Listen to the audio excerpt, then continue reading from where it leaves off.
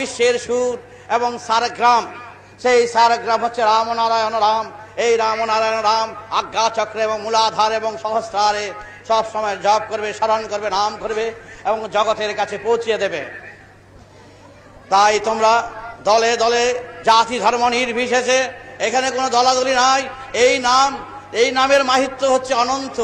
তার থেকে 25,000 গুণ সিঁড়ির নিচে যেই নাম বলে সাপের করি ছেড়ে দিল, সাপ নিয়ে আসে।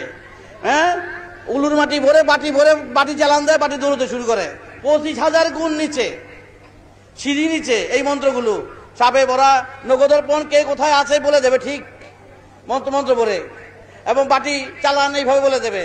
এবং মন্ত্রতন্ত্রগুলো এই 25,000 সিঁড়ি, 1 সিঁড়ি 2 সিঁড়ি 25,000 গুণ সিঁড়িতে যখন গিয়ে উপস্থিত হবে, এই রামনারায়ণ রাম হচ্ছে সেই মন্ত্র। তো চিন্তা করে দেখো, 25,000 গুণ নিচের মন্ত্রগুলি কথা বলে, ছ্যান ছ্যান ছ্যান ছ্যান করে। আর 25,000 গুণ সিঁড়ির সেই ত্রিশূল হাতে করে শিব নিজ হাতে লিখেছেন, ভাষী সম্পরভার উদ্ধবর ভাষী সমাম রামনারায়ণ ব্রহ্মা পিতা তরবার ও ভাষী সমাম। এই মহামন্ত্র মহাসুর তোমরা সর্বত্র প্রচার করবে। এই ঢেবে ঢেবে সব দেখবা এক করে নিয়ে আসবে, এক সুরে বাঁধবে।